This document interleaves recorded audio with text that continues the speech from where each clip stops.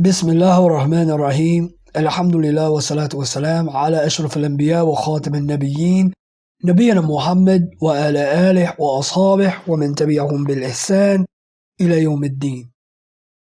Assalamu alaikum wa rahmatullahi wa barakatuh. I'm your brother Abdul-Lateef from both Arabic Virtual Academy as well as Abdul-Lateef.com. And I decided today to do something I haven't done in a while, and I apologize. But I haven't had a coffee with Abdul-Lateef with all of you in a while, so I said I was going to do that today. Bi-idhnillah. So, either way, I was doing some reading and I found something that I thought would be interesting, something that would be good to share with everyone. And this was a hadith I used to hear about a long time ago when I first became Muslim. And then not so much anymore. And it was like surprising to me. I just kind of ran across it. And it's something you've all probably heard about before. But my goal in this particular video is to remind everyone, all of us, about this hadith and its importance. As well as, because it's so short, I'm going to try and say it slowly so that we can try to memorize it. I mean, I'm not going to repeat it because you can always go back and look at the video again. But I'm going to say it slowly so that you can memorize it and so that you can also advise other people with it, because it's important. It's a very important hadith, and from it comes a stern warning from the Prophet ﷺ. And this is that hadith where the Prophet ﷺ, he says, وَيْلٌ لِلَّذِي يُحَدِّثُ النَّاسَ بِالْحَدِيثِ لِيُدْهِكَ بِهِ الْقَوْمِ فَيَكْذِبْ وَيْلٌ لَهُ وَيْلٌ لَهُ. I'm sorry, I was a little fast. He says, وَيْلٌ لِلَّذِي يُحَدِّثُ النَّاسَ بِالْحَدِيثِ لِيُدْهِكَ به القوم فيكذب ويل له ويل له. طيب. So now, to go through the translation of this particular hadith, he says, wail, and we want to talk about wail, because there are a lot of different translations you're going to find. None of them are good. They're all beyond horrible in its meaning. Some of them say that it's a particular valley in the hellfire. Some of them say, translated to mean woe, beware to, things along these sorts. These are not small statements. He says, wail, regardless of how you translate it or how you see it may be translated, because there, like we said, there are different translations. He says, لِلَّذِي يُحَدِّثُ النَّاسِ. Woe, he says, wail to the one who speaks to the people. Bil hadith. I forgot the word bil hadith. He says, لِيُدْهِكَ بِهِ الْقَوْمِ. To make the people laugh. He's this individual, he's speaking with them, trying to make a joke, trying to make the people laugh, trying to entertain the people. فَيَكْذِبُ. So he lies in the attempt to make the people laugh. The Prophet ﷺ repeated what he said in the beginning of this hadith. He says, wail. Again, he says, wailun lahu, wailun lahu. For them is this wail, for them is this wail.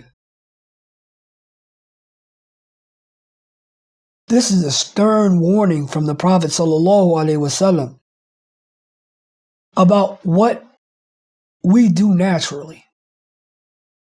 You know, and all of us, we all fall into this. But this is something we all have to get out of. Listen to this warning that the Prophet ﷺ gave about doing this.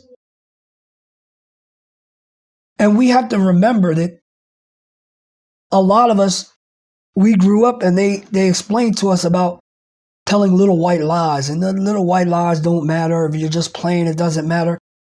Listen, this hadith explains to us that it matters. This is not a small issue. This is definitely not a small issue. But we've taken the way that we see it from other than us. And we've built our understanding on how we feel towards it from principles that we got from other than us, meaning the Muslims, other than the Muslims. So my point is that we have to understand, just because in our societies this is something that is acceptable, just because we grew up and we were told all of our lives that this is acceptable, doesn't mean it truly is. Because like I've said in many of the previous videos, we have to remember, just because society allows something does not mean our religion allows it. And this is why we need to learn all of the aspects of how we live as a Muslim in these days and times, especially after we've become Muslim. We weren't Muslim. We had no idea about the Muslim character and the the mannerisms of the Muslims or the morals of the Muslims. We became Muslims and they threw at us different types of ibadah, of worship, as though this is all we have to learn. No, we have to learn how to be people. We need to learn the morals of the Muslim so that we can establish this within ourselves. These acts of ibadah that they're teaching us are so that we establish these things. The Muslim morals and mannerisms and our practices and things along these sorts. Our religion doesn't only lie just in that one aspect. So we need to understand that we need to focus on learning how we are as Muslims, not just what we do. So this issue of lying, and we see it all day long. Turn on the internet, you see people on the different social media sites. It doesn't matter what it is, Instagram or Facebook or YouTube, whatever it may be. And they're on there and they're just telling jokes and lying. Everybody's sitting around laughing and joking. And we're sitting around laughing and joking like it's funny. But sometimes we need to realize, we need to remember that the Muslim is a brother of another Muslim. We need to want good for one another. We need to remind one another, listen, Akhi, you really can't be doing this. Why? Because the Prophet ﷺ said, wail to that individual that does this. And he repeated it. Listen to this hadith of the Messenger of Allah, ﷺ, this hadith that we went over. This is what you need to be telling one another. This is what you need first and foremost to be practicing. We have to stop doing it and help others to stop doing it. Because we can't sit around and constantly do it and tell people, okay, well, listen, don't do it. I mean, we can. We should, even if we're doing a sin, we should still forget what some of the brothers are telling you. If you're doing it, you can't tell somebody else don't do it. No, because a person commits shirk does not mean that they can't tell someone else don't commit shirk. Because a person drinks alcohol does not mean that they should not tell another person don't drink alcohol. You should be commanding the good and forbidding the evil. This is who we are as Muslims. Don't let anyone tell you because you sin, you can't tell someone else don't sin. But your first priority should be to do what? It should be to correct you and your situation and who you can help as you're doing this or while you're doing this. Biha wa ni'ma. Then this is great. Allah Ta'ala has allowed you to benefit from something and to pass it on to someone else. But we can't forget ourselves. So remember this particular hadith.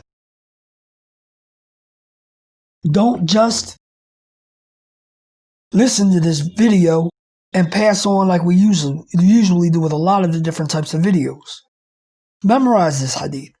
Sit down and think about the ramifications of you not applying that which the Prophet ﷺ gave you such a stern warning against. Yes, it's going to be hard because we're going to have to break a habit that we've grown up doing all of our lives. But it's time that we make a change. We said that we've submitted to this way of life. it's time for us to submit. So go back through it. Like I said the hadith the first time. It wasn't as slow as I would have liked, but I went back through and I said it word by word. Those of you who have the ability, memorize the hadith in Arabic. Those who don't, memorize it in English. Put it into practice and call others to it.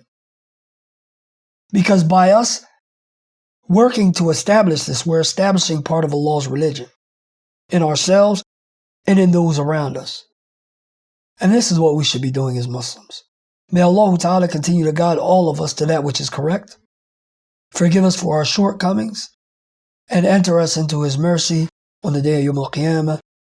Allahumma ameen. Assalamu alaikum wa rahmatullahi wa barakatuh.